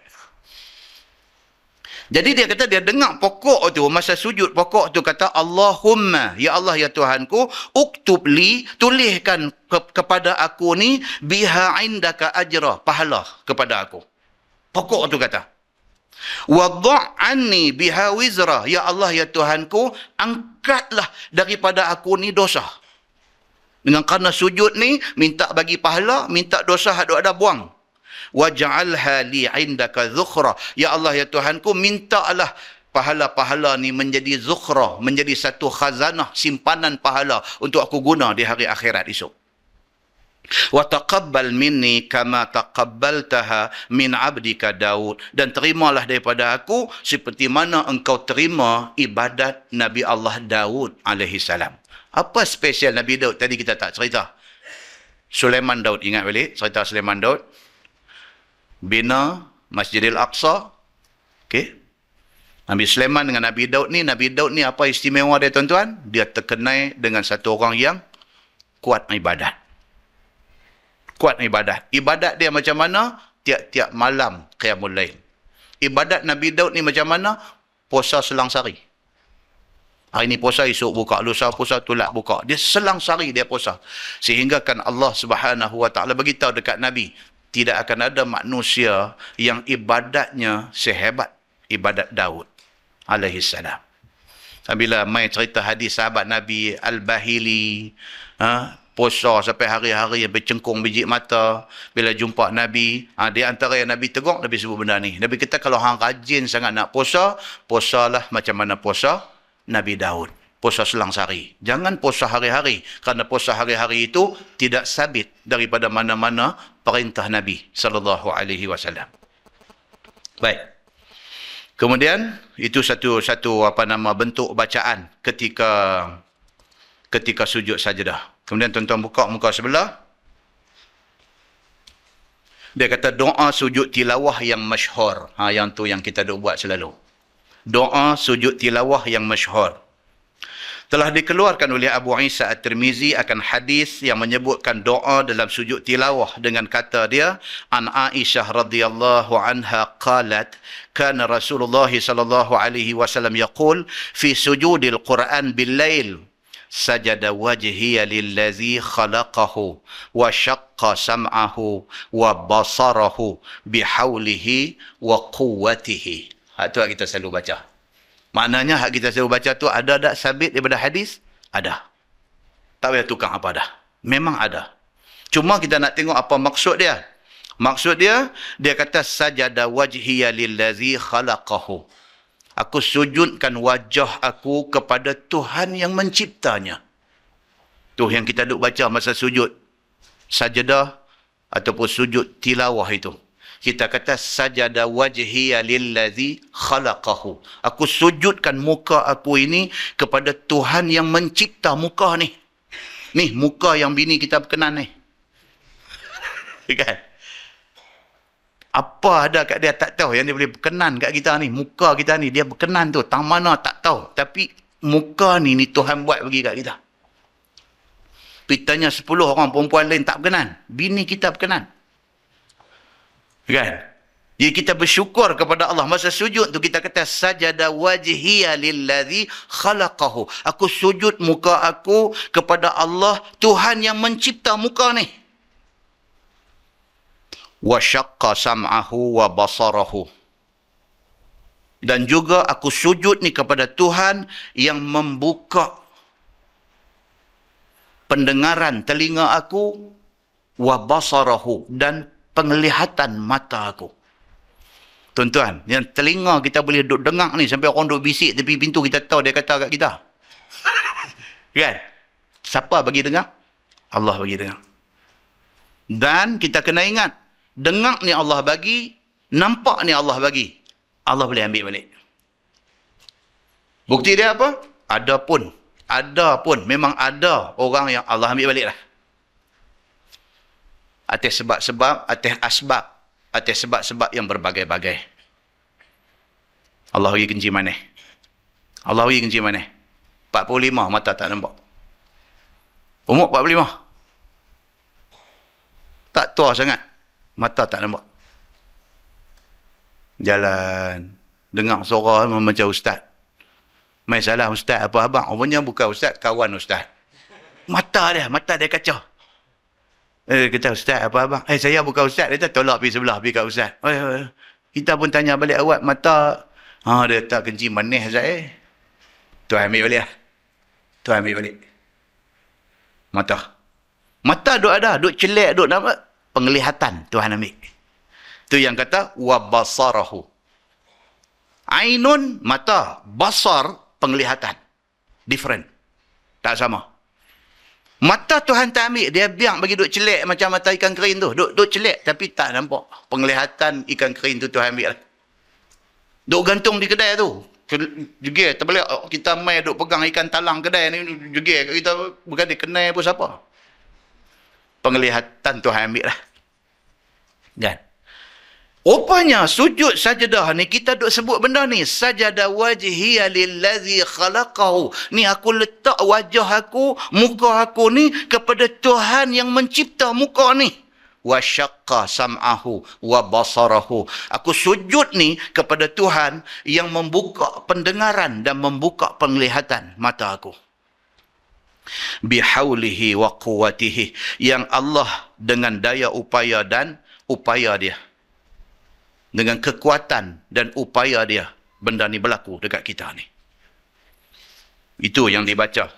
Yang bacaan itu adalah bacaan yang masyhur, dia kata. Dan bermula ini hadis hasan lagi sahih. Wallahu a'lam. Kita berhenti tuan-tuan. InsyaAllah lepas ni kita akan masuk bab ma dzakara fi man fatahu hizbahu minal lail.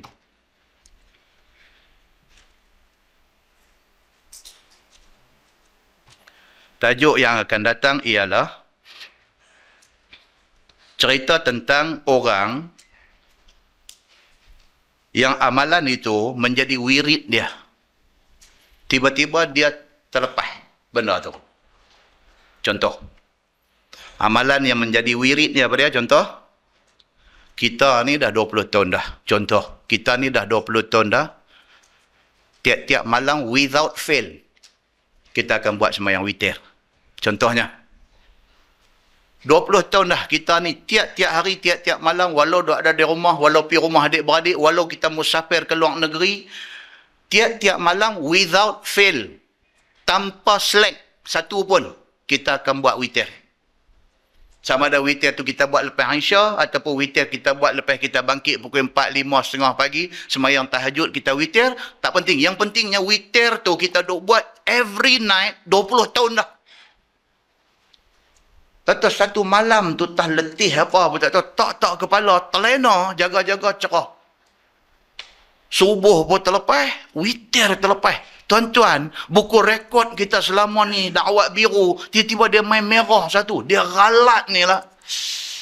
20 tahun kita mempertahankan rekod witir tanpa tertinggal. Tiba-tiba satu malam kerana letih, exhausted, balik kerja ni penat, tak tahu macam mana tu, terlepas witir satu malam. Tuan-tuan, masa ni dia tak boleh ghostan balik. Dia ralat terus lah. Hak ralat. Tak ralat lepas subuh pun tak ada apa, boleh duduk gelak terang lagi. Yang ni hak gen tak ralat.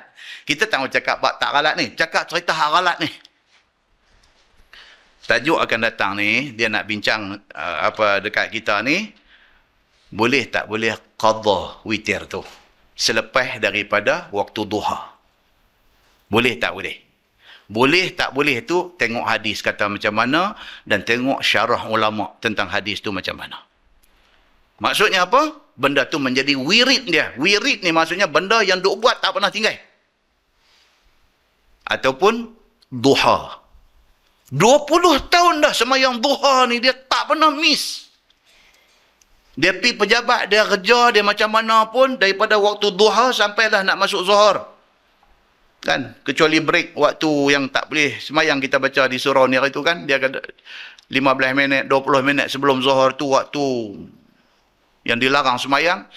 Tempoh masa tu boleh buat semayang duha. Dia duk buat 20 tahun dah duha ni. Dia tak pernah miss. Walau dia kerja apa, walau dia apa pun, dia cari juga in between. Masa duha sampai ke nak masuk zuhur tu, kok mana pun 2 rakaat duha dia akan buat. Tak tahu hari tu, tak tahu apa ke benda, tak tahu, terlupa. Ataupun dia pergi jadi arai apa ke macam mana, terlepas duha ni. Tak tahu masuk zuhur. Galat ni. 20 tahun dah aku duk jaga duha tak miss. Tiba-tiba aku miss ni, macam mana ni? Boleh tak boleh? Duha kita qada lepas sembahyang zuhur sekejap lagi. Ini tajuk akan datang. Ataupun yang kata wirid ni bukan bab sembahyang saja. Ataupun amalan yang dia duk buat tiap-tiap malam. Kok mana pun dah berpuluh tahun dah. Sebelum tidur, ayat kursi dia nanti baca. Allahumma antas salam wa minkas salam, dia nanti baca. 3 qul dia nanti baca. Barulah dia pejam mata tidur. Tahu malam tu tak tahu apa ke benda, penat apa, tak baca. Galat ni. Bangkit-bangkit pagi esok, Allah semalam tak baca 3 qul. Sedangkan apa? Nabi SAW waktu sakit tenat nak mati ni, Aisyah tolong pegang tangan Nabi ni, angkat, pegang lagu tu. Nabi baca juga 3 qul ni. Aisyah tolong pegang tangan Nabi, sapu muka sampai ke badan Nabi. Sampai macam tu keadaan gering Nabi, Nabi tak miss 3 qul sebelum tidur. Kita pun dah duk buat lama dah. Tahu malam tu, apakah kita sudah miss? Boleh tak boleh kita qada bacaan itu? Walaupun itu sunat saja, tapi kita tak mau dakwah merah tu, tak mau. Boleh tak boleh qada? Itu tajuk yang akan datang. Dia kata bab ma zakara fi man fatahu hizbahu min al-lail faqadahu bin nahar. Itu bab yang datang pada menyatakan barang yang menyebutkan mereka yang terlepas akan dia oleh wirid pada waktu malam, maka membaca dia pada siang hari. Boleh tak boleh? Itu tajuk dia. Kita tangguh dengan tasbih kafarah dan suratul as. Subhanakallah. Asyhadu an la ilaha illa anta astaghfiruka. Bismillahirrahmanirrahim.